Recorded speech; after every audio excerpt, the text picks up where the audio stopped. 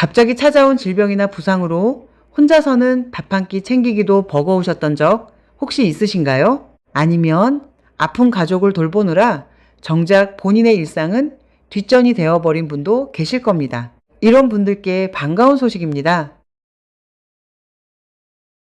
정부에서 운영하는 일상 돌봄 서비스라는 제도가 2026년에도 계속 지원되고 있는데요. 사회복지와 장기요양, 정부 지원 정보를 전문적으로 전달해 드리고 있는 요양 돌봄 연결 플랫폼 엔젤시터입니다. 일상 돌봄 서비스는 질병이나 부상, 사회적 고립 등으로 일상생활이 어려운 만 13세에서 64세까지의 청년과 중장년을 대상으로 가사 지원부터 병원 동행, 심리 상담까지 바우처로 지원하는 제도입니다. 소득 제한 없이 신청할 수 있고 월 최대 136만 8천 원까지 지원받을 수 있다는 점이 특징이에요. 그럼 지금부터 누가 받을 수 있는지, 어떤 서비스가 있는지 하나씩 자세히 안내해 드리겠습니다. 먼저 지원 대상입니다. 크게 두 가지로 나뉘는데요. 첫 번째는 돌봄이 필요한 청년과 중장년입니다. 나이 기준은 만 13세부터 64세까지이고 질병이나 부상 또는 사회적 고립 등의 이유로 혼자서 일상생활을 하기 어려운 분이 해당됩니다. 돌봐줄 가족이 없거나 가족이 있더라도 돌봄이 어려운 상황이면 신청하실 수 있어요. 두 번째는 가족 돌봄 청년입니다. 가족 돌봄 청년이란 아픈 가족을 직접 돌보고 있거나 가족의 생계를 책임지고 있는 39세 이하의 청년을 말합니다. 예를 들어 정신질환이 있는 부모님을 돌보면서 학업이나 취업이 어려운 청년이 여기에 해당될 수 있습니다. 이런 청년분들도 일상 돌봄 서비스를 신청할 수 있으니 꼭 기억해 두시기 바랍니다. 참고로 65세 이상인 분은 원칙적으로 이 서비스 대상에서 제외됩니다. 65세 이상은 노인 돌봄 관련 제도를 별도로 확인해 보시는 것이 좋겠습니다. 다음은 지원 서비스 내용입니다. 먼저 기본 서비스부터 살펴볼게요.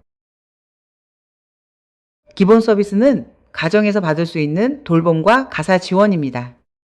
대표적인 서비스 항목으로는 식사, 도움 청소 및 가사, 신체 돌봄, 안전 관리 이렇게 네 가지가 있습니다. 월 이용 시간에 따라 세 가지 유형으로 나뉘는데요. A형은 월 36시간이 제공되고 돌봄과 가사를 합쳐 68만 4천 원이 지원됩니다. B형은 월 24시간이며 가사 서비스 중심으로 44만 4천 원이 지원돼요. C형은 월 72시간으로 가장 많은 시간이 제공되며 돌봄과 가사를 합쳐 136만 8천 원까지 지원받을 수 있습니다.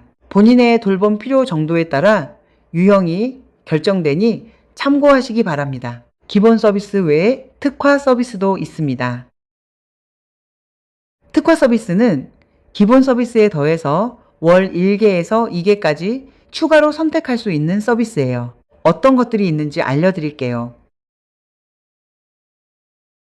식사와 영양관리, 병원 동행, 심리상담 지원, 휴식 지원, 소셜 다이닝, 건강 생활 지원, 신체 건강 프로그램, 간병 교육, 독립생활 지원 이렇게 다양한 항목이 마련되어 있습니다. 특화 서비스별 지원 금액은 약 12만 원에서 27만 원 사이이며 서비스 종류에 따라 차이가 있습니다. 다음은 본인 부담금 안내입니다.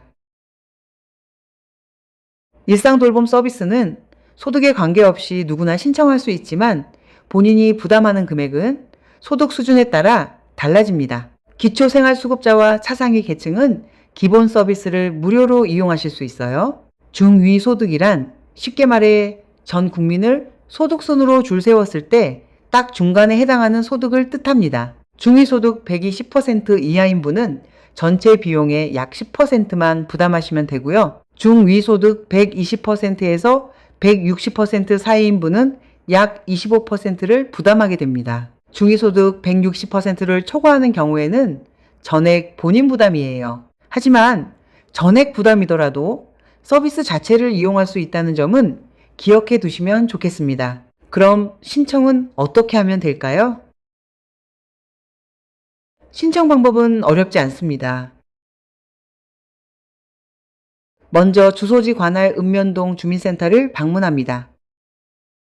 사회보장급여 신청서를 작성하고 필요한 경우 진단서 등 증빙 서류를 함께 제출하시면 됩니다. 그 이후 대상자 조사를 거쳐 선정 여부가 결정되는데요. 선정이 되면 국민행복카드로 바우처가 지급됩니다. 국민행복카드란 정부가 지원하는 각종 바우처를 하나의 카드로 받을 수 있는 카드입니다. 바우처를 받으신 후에는 본인이 원하는 서비스 제공기관과 직접 계약을 맺어서 필요한 서비스를 이용하시면 돼요. 마지막으로 꼭 알아두실 사항입니다. 일상돌봄 서비스는 예산 범위 내에서 운영되기 때문에 대상자로 선정되더라도 지역에 따라 대기가 발생할 수 있습니다. 그래서 필요하시다면 가능한 빨리 신청하시는 것을 권해드려요.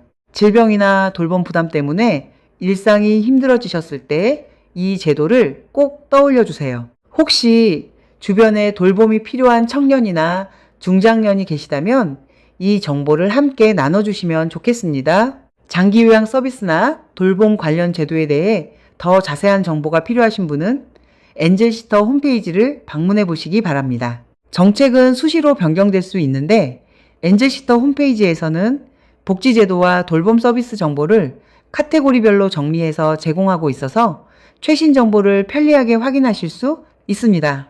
영상에서 안내해드린 홈페이지 주소는 아래 고정 댓글란에서 확인해주세요. 해당되신다면 지금 바로 가까운 주민센터에서 상담받아 보시고 놓치지 마시고 꼭 신청하시기 바랍니다.